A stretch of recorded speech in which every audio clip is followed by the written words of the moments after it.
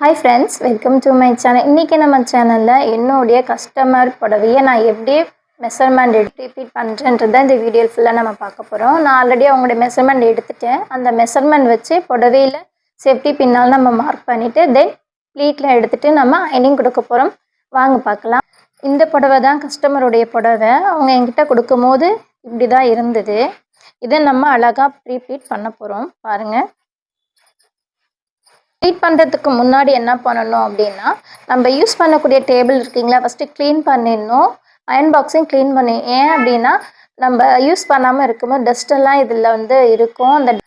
அந்த டஸ்ட் எதுவும் பார்க்காம அயன் பண்ணிட்டோம் அப்படின்னா, கஸ்டமருடைய புடவையில் அந்த அழுக்கெல்லாம் அப்படியே டெபாசிட் ஆகிடும். அப்புறம் அவங்க என்ன சொல்லுவாங்க, என் புடவையெல்லாம் இல்லை இவ்வளோ அழுக்காக பண்ணி கொடுத்துருக்கீங்க, அழுக்காக இருக்குது அப்படின்னு நம்ம மேலே ஒரு பேட் ஒப்பீனியன் க்ரியேட் ஆகும். ஸோ அந்த மாதிரி எந்த ஒரு ஒப்பீனியன் வரக்கூடாதுன்னா ஃபஸ்ட் டேபிள் க்ளீன் பண்ணிக்கணும். க்ளீன் பண்ணிவிட்டு இந்த அயன் பாக்ஸ் இருக்கு இல்லையா, இங்கேயும் நம்ம க்ளீன் பண்ணிடணும்.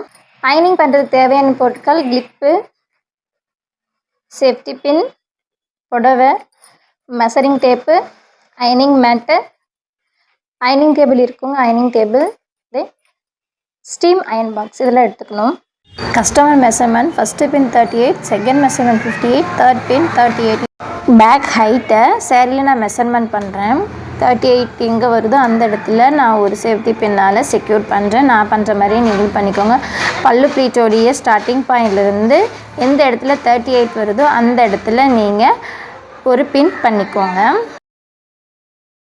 ஃபஸ்ட்டு பின் எங்கே செக்யூர் பண்ணியிருக்கோமோ அந்த இடத்துல இருந்து நம்ம டேப்பால் அளந்துக்கணும். செகண்ட் மெஷர்மெண்ட் 58, எந்த இடத்துல நமக்கு 58 வருதோ அந்த இடத்துல தான் நம்ம செகண்ட் பின்னை செக்யூர் பண்ணுறோம். இவங்களுக்கு ஷோல்டர் டு ஹிப் மெஷர்மெண்ட் 58 வந்தது. இந்த இடத்துல நீங்கள் ஒரு பின்னால் செக்யூர் பண்ணிக்கோங்க. தேர்ட் மெஷர்மெண்ட் நம்ம இடுப்பு சுற்றளவு, அங்கே தான் நம்ம ஃபஸ்ட்டு செக்இன் பண்ணுவோம். இவங்க பார்த்திங்கன்னா ப்ளவுஸ் பீஸை ஃபஸ்ட்டு கட் பண்ணியிருக்காங்க. சேரீயோட சுற்றளவு பத்தலைன்றனால மறுபடியும் ப்ளவுஸை அட்டாச் பண்ணியிருக்காங்க. ஸோ ப்ளவுஸ் பீஸ் எங்கேருந்து ஸ்டார்ட் ஆகுதோ அந்த இடத்துலருந்தே நம்ம டேப்பால் வச்சு 38 எங்கே வருதோ அந்த இடத்துல தேர்ட் பின்னை நம்ம செக்யூர் பண்ண போகிறோம். இதுவே ப்ளவுஸ் பீஸ் இல்லை அப்படின்னா நம்ம ஸ்டார்டிங் எங்கேருந்து ஸ்டார்ட் ஆகுதோ அந்த இடத்துலேருந்து ஸ்டார்ட் பண்ணால் போதும். ஆனால் ப்ளவுஸ் பீஸும் அவங்க அட்டாச் பண்ணியிருக்காங்கன்னும் போது ப்ளவுஸ் பாயிண்ட்லேருந்து தான் நம்ம மார்க் பண்ண ஸ்டார்ட் பண்ணோம். இப்போது பல்லு ப்ளீட்டை நான் ப்ளீட் பண்ணுறேன். உங்களுக்கு எப்படி பல்லு ப்ளீட் எடுக்க ஈஸியாக வருதோ அந்த மாதிரி நீங்கள் முந்தானியில் நீங்கள் மடிப்பெடுக்க ஆரம்பிக்கலாம். எனக்கு இது கொஞ்சம் ஈஸியாக இருக்குனால நான் இந்த மெத்தடை யூஸ் பண்ணுறேன். இப்போ முந்தானியில் மடிப்பெலாம் எடுத்துகிட்டு இந்த இடத்துல ஒரு பின்னால் நீங்கள் குத்திக்கோங்க. அப்போ தான் மடிப்பு கலையாமல் இருக்கும். அடுத்து சென்டர் ப்ளீட்டை நான் ப்ளீட் பண்ண போகிறேன். இந்த இடத்துல 2 பின்னு நம்ம மார்க் பண்ணியிருப்போம். அந்த 2 பின்னுக்கும் இருக்க இடைவெளியிலே தான் நம்ம சென்டர் ப்ளீட்டாக ப்ளீட் எடுக்க போகிறோம். உங்களுக்கு எந்த அளவுக்கு வேணுமோ, சின்னதாக வேணும்னா சின்னதாக மடிப்பு எடுத்துக்கலாம், இல்லை பெருசாக வேணும்னாலும் பெருசாக நீங்கள் மடிப்பு எடுத்துக்கலாம். மடிப்பு எடுத்த வாட்டி மடிப்பு கலையாமல் இருக்கிறதுக்காக அந்த இடத்துலையும் நம்ம ஒரு பின்னால் செக்யூர் பண்ணுறோம். நான் பண்ணுற மாதிரி நீங்களும் பண்ணிக்கோங்க. என்னோடய சேனல் ஸ்கிப் பண்ணாமல் பாருங்கள். அப்போ தான் நான் என்ன சொல்கிறேன்றது உங்களுக்கு டீட்டெயிலாக புரியும். என்னோடய சேனல் பிடிச்சிருந்தால் லைக் பண்ணுங்கள், கமெண்ட் பண்ணுங்கள், ஷேர் பண்ணுங்கள், மறக்காமல் சப்ஸ்கிரைப் பண்ணிவிட்டு ஆல்ன்ற பட்டனையும் கிளிக் பண்ணிவிடுங்க. அப்போ தான் நான் அப்லோட் பண்ணுற வீடியோஸ்க்கான நோட்டிஃபிகேஷன் எல்லாம் உங்களுக்கு வரும். அயனிங் பண்ணுறதுக்கு முன்னாடி நான் என்ன பண்ணுறேன்னா ப்ளீட்டெல்லாம் கரெக்டாக இருக்கிற மாதிரி நான் அரேஞ்ச்மெண்ட் பண்ணுறேன். அப்போ தான் நம்ம டக்குன்னு அயனிங் கொடுக்கலாம், சீக்கிரமாக வேலையாகும். இப்போ நான் பண்ணுற மாதிரியே அந்த மடிப்பெல்லாம் ஒன்று மேலே ஒன்று இருக்கிற மாதிரி அடுக்கி வச்சுக்கோங்க. இது கஸ்டமர் சேரீன்றனால நான் ஹீட் ப்ரொடக்ஷன் சீட்டை யூஸ் பண்ணியிருக்கேன். இது ப்ரொடக்டிவ் அயனிங் மிஷின்னு சொல்லுவாங்க. இது வச்சு பண்ணும்போது நமக்கு புடவை எந்த ஒரு டேமேஜும் ஆகாது. பாருங்கள், விசிறி மாதிரி பல்லு ப்ளீட் வந்திருக்குங்களா முந்தானியை. அடுத்து செஸ்ட் ப்ளீட்காக நான் ஸ்ப்ரெட் பண்ண போகிறேன். நீங்கள் கஸ்டமர் நமக்கு மெஷர்மெண்ட் கொடுத்துருக்காங்க அப்படின்னா அந்த அளவு வச்சு தான் நம்ம ஸ்ப்ரெட் பண்ணணும்.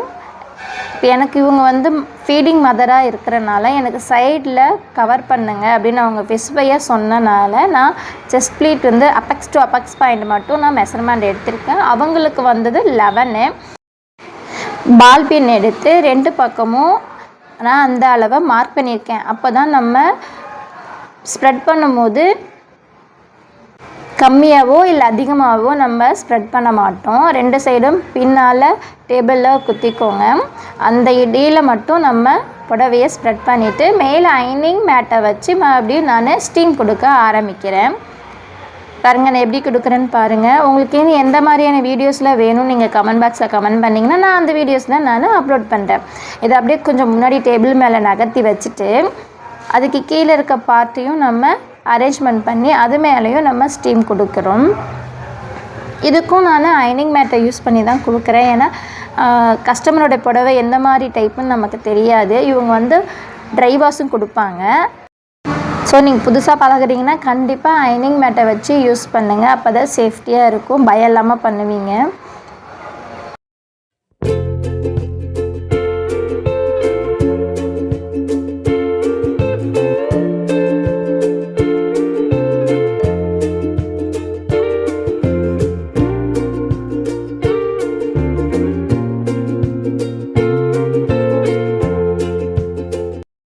இப்போது சென்டர் பிளேட்டை அயன் பண்ணுறதுக்கு முன்னாடி நம்ம சென்டர் பிளேட்டை டேபிள் மேலே எடுத்து வச்சுட்டு அதை எங்கேயாச்சும் சுருக்கம் இருந்துச்சு அப்படின்னா நம்ம ஒரு லைட்டாக ஒரு அயனிங் கொடுங்க. ஏன்னா அவங்க யூஸ் பண்ண புடவைன்றனால அடிக்கடி கட்டியிருப்பாங்க, அதனுடைய மடிப்பு இதில் இருக்கும்.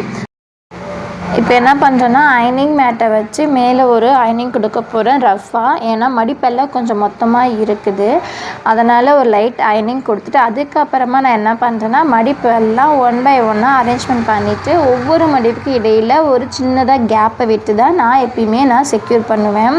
எப்படி பண்ணுன்றது ஸ்கிப் பண்ணாமல் பாருங்கள்.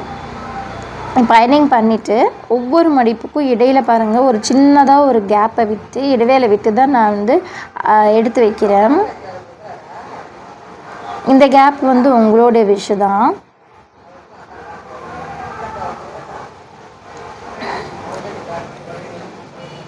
இப்போ அரேஞ்ச்மெண்ட் பண்ணி முடிச்சுட்டு நம்ம உள் பக்கமாக ஒரு ஊக்க வச்சு நம்ம பின் பண்ணிக்கணும். மடிப்பு கலையாமல் இருக்கும்.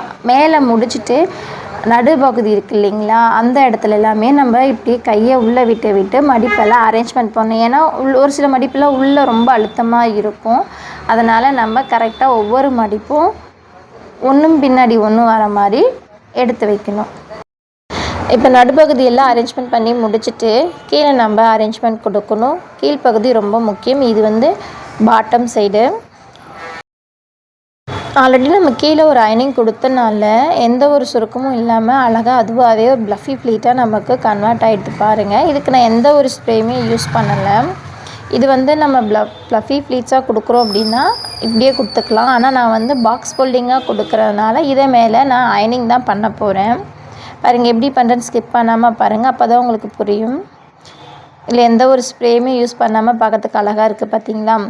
இப்போ அயனிங் கொடுக்குறேன். அப்போ பாக்ஸ் ஃபோல்டிங்கில் ப்ளஃபி ப்ளீட்ஸ் கொடுக்க முடியாதா அப்படின்னு உங்களுக்கு கண்டிப்பாக ஒரு சந்தேகம் வரும். கண்டிப்பாக கொடுக்கலாங்க. ஆனால் என்ன ஆகுனா நம்ம அவங்கக்கிட்ட கொடுக்கும்போது ப்ளஃபி ப்ளீட்ஸோடு கொடுப்போம். அவங்க எப்போ வியர் பண்ணுவாங்கன்னு நமக்கு தெரியாது. அது என்ன ஆகுனா ப்ரெஸ் ஆகி அதனுடைய பஃபினஸ் போயிடும். அதனால தான் நான் அயனிங் கொடுக்குறேன். இப்போ பார்த்திங்கன்னா கீழேயுமே நம்ம ஒவ்வொரு மடிப்புக்கும் இடையில் இருக்கக்கூடிய இடைவெளியெலாம் கரெக்டாக இருக்கிற மாதிரி நம்ம அழகாக அரேஞ்ச்மெண்ட் பண்ணணும். நான் எப்படி பண்ணுறேன்னு பாருங்கள்.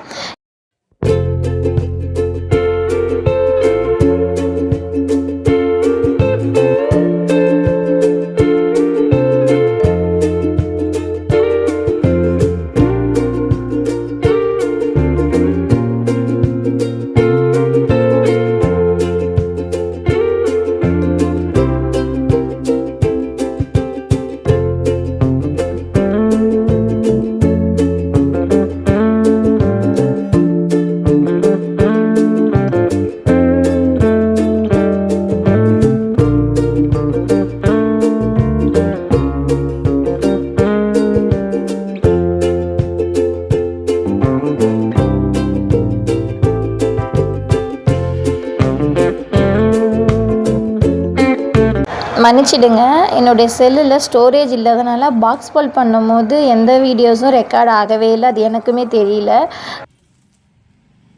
நெக்ஸ்ட் வீடியோவில் நான் கண்டிப்பாக பாக்ஸ் ஃபோல்டிங் எப்படி பண்ணுறன்றதை ஸ்லோவாக டீட்டெயிலாக நான் உங்களுக்கு சொல்லித்தரேன். அது வரைக்கும் என்ன வீடியோஸ் எல்லாம் பார்த்துட்டு இருங்க. இப்போ வந்து என்னோடய கஸ்டமர் கொடுக்கறதுனால கவர் எடுத்து போட்டாச்சு. இந்த கவர் வந்து 14x18 சைஸு. இங்கே 13x16 கூட நீங்கள் யூஸ் பண்ணலாம். இப்போ வந்து என்னுடைய லோகோ எடுத்து நான் ப்ளேஸ் பண்ணிட்டேன். பாருங்கள் பக்கத்துக்கு எவ்வளோ அழகாக இருக்கா. இதுதான் ஃபைனல் லுக். தேங்க்யூ.